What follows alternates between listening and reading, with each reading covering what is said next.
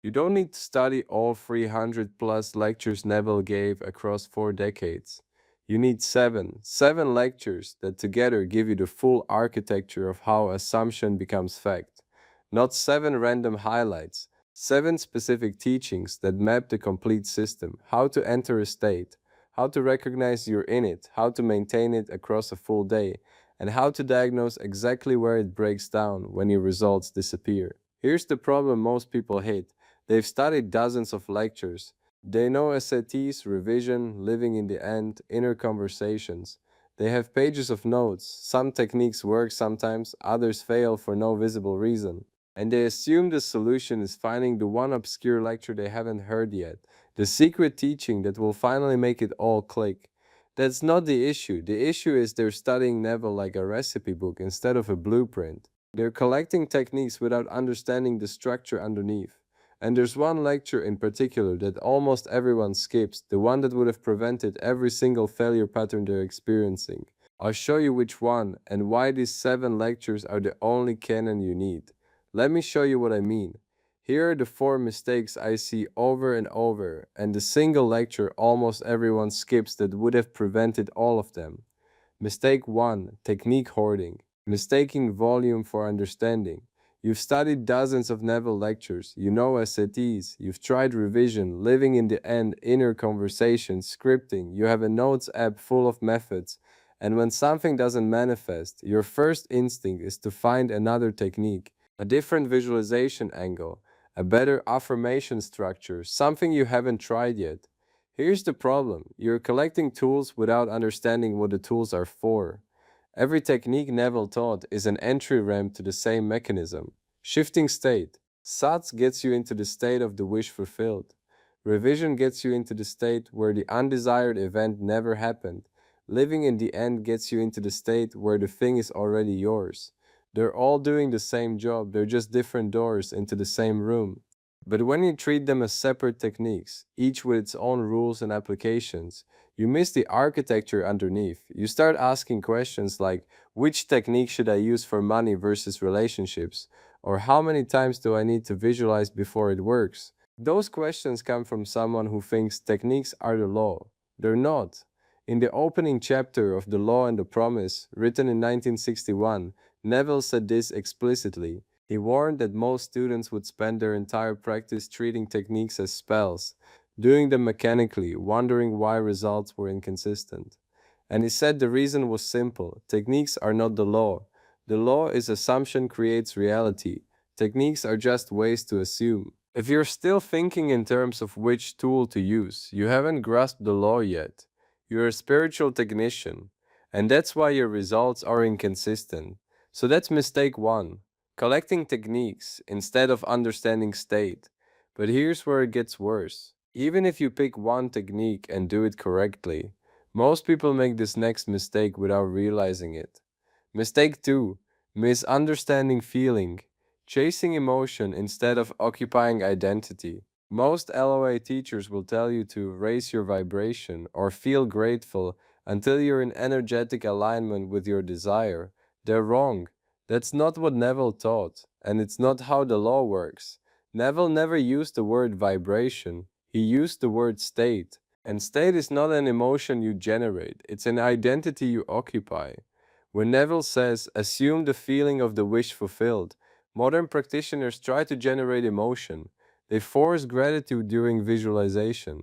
They cry, they try to feel it real as an energetic performance. They think if they can just get excited enough, grateful enough, joyful enough, the universe will respond. That's not what Neville meant. In Feeling is the Secret, written in 1944, Neville clarified this. Feeling is not emotion, it's the tone of self evidence. It's how you feel yourself to be your own name. Natural, obvious, requiring no effort. When you're truly in the state, it doesn't feel like a peak experience. It feels like Tuesday. But there's a specific test for whether you've actually assumed the state or whether you're just performing it during practice. Most people can't tell the difference, which is why their SAT sessions feel real in the moment and then evaporate by morning. I'll give you that test in a few minutes, because without it, you'll waste months perfecting a technique that was never the issue. Here's a pattern I've watched repeat with student after student. They do SATs perfectly. They visualize the scene, they loop it until it feels real. And during the session, they're chasing this emotional high, trying to squeeze out tears or gratitude or excitement. They finish the session exhausted, convinced they nailed it. Then they wake up the next morning and the feeling is gone, and they assume the technique didn't work. It's not that the technique didn't work. It's that they were performing emotion instead of occupying identity. Neville taught that when you've truly assumed a state, it feels calm, it feels natural. You don't need to convince yourself, you just know. The way you know your own name, the way you know you're sitting in a chair right now. No effort, no performance, just the quiet fact of it. That's what Neville meant. And if you've been chasing the emotional version, you've been aiming at the wrong target. Alright, so you're not hoarding techniques, and you understand that feeling means identity, not emotion. You're ahead of most people already. But here's the mistake that kills more manifestations than the first two combined. Mistake free. Practicing during sessions, ignoring the other 23 hours. If you've been doing set dates every night for 6 months and your results are still inconsistent, the problem isn't the technique. The problem is what you're doing with your unmanaged hours. And I can tell you exactly what's happening. You're dismantling the state faster than you're building it. You do set dates at night. You visualize for 20 minutes. You assume the feeling of the wish fulfilled. You fall asleep in the state. Perfect execution. Then you wake up. You open your eyes. And within 5 minutes, your inner conversation has returned to the old state. You're thinking about why it hasn't happened yet. You're rehearsing the problem. You're justifying to yourself why the delay makes sense. You're running the same internal dialogue you've been running for years, and you don't even notice because you think manifestation happens during practice. It doesn't. Manifestation happens during the rest of your day. Neville taught this explicitly in his lectures on inner conversations throughout the 1950s. He said your internal dialogue is not neutral commentary, it's instruction. It hardens into assumption. And if you spend 20 minutes in set dates imagining success, then 16 waking hours in inner conversations of complaint, doubt, or waiting, the inner conversation wins. It runs longer. It's the dominant signal. Most students visit the state during practice and then move back out the moment they open their eyes. Here's the story Neville told about his teacher Abdullah. In December of 1933, Neville was living in New York City and wanted to go to Barbados for Christmas to see his family. He had no money for the trip. He went to Abdullah and told him the problem. Abdullah looked at him and said, "You are in Barbados." Neville said, "No, I'm in New York and I don't have the money to get to Barbados." Abdullah shut the door in his face. That night, Neville went home to his apartment in New York and imagined he was in Barbados. He felt the tropical air. He heard his family's voices. He fell asleep assuming he was already there. Here's the part most people miss. Neville didn't just do the technique once and wait. He maintained the assumption. During the day, when his rational mind said, "You're still in New York," he refused to return to that state. He lived from the assumption that he was already in Barbados, even while walking the streets of New York. Within a week, his brother sent him a letter with money for the ticket. He was in Barbados for Christmas. The turning point wasn't the technique. It was the refusal to return to the old state between practice sessions. That's persistence, not repetition of the visualization. Loyalty to the state. Now here's the thing Abdullah understood that most modern teachers completely miss. There's a specific mechanism operating in the background here, something Neville only named explicitly in his later work. And it's the difference between practitioners who manifest in days versus practitioners who never do. I'm going to show you what that mechanism is right now. And that leads directly to the fourth mistake, which is really just the inevitable result of the third. Mistake 4. Treating sets as the whole method. Ignoring the lecture that governs maintenance. Most people skip past Neville's teaching on inner conversations. That's the part that matters most. Not because the other lectures don't matter, but because this is the one that shows you where your practice is actually breaking down. This is the lecture people study last, when they should be studying it first. Most students study feeling is the secret, the power of awareness, the law, and the promise, all of which teach state entry. But the lecture they skip is the one Neville gave on inner conversations. The lecture isn't about how to enter the state. It's about what happens after you leave your practice session. It's diagnostic, not prescriptive.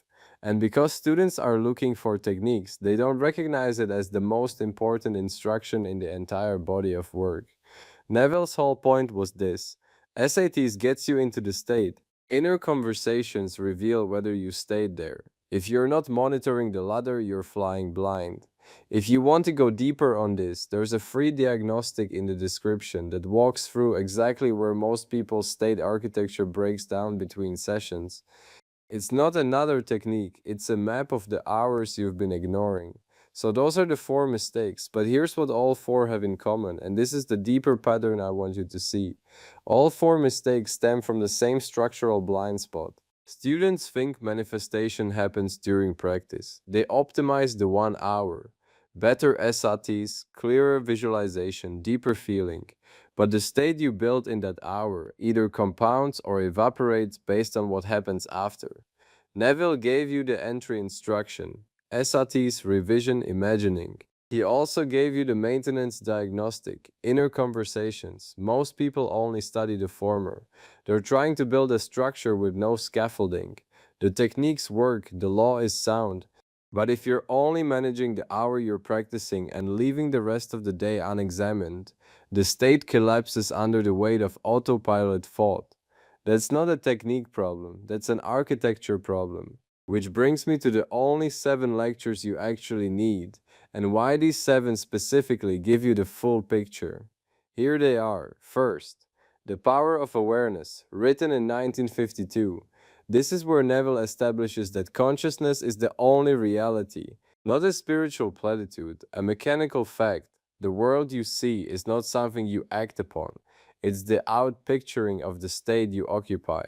Most students reverse this. They try to use imagination to change conditions. Neville's point was the opposite. You change state and perception reorganizes accordingly. Second, Feeling is the Secret from 1944. This is where Neville clarifies what feeling actually means. Not emotion, identity, the tone of fulfilled assumption. Third, Out of This World, 1949. This is where Neville teaches persistence, not repetition of technique, loyalty to the state. He says an assumption, though false, if persisted in, will harden into fact. But persistence doesn't mean visualizing the same scene 100 times. It means refusing to return to the old state.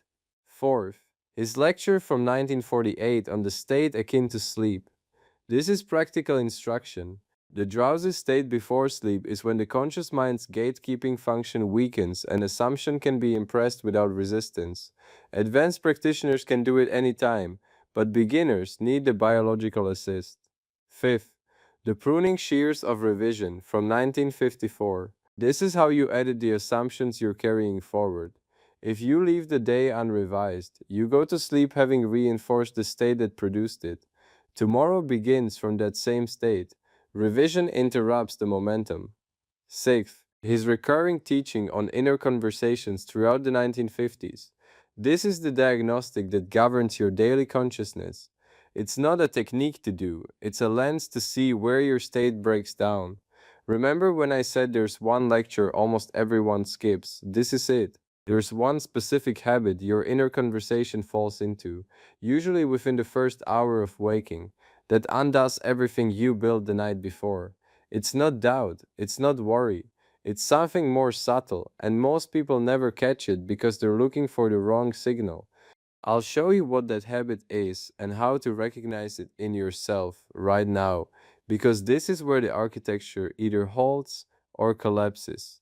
Here's the test I mentioned earlier, the one that tells you whether you've actually assumed the state or whether you're just performing it during practice. When you open your eyes in the morning, what's the first thought that runs through your mind about who you are? Not what you need to do, not what you're worried about, who you are. If the first thought is still the old identity, you didn't persist. You visited the new state during sets and then came home to the old one.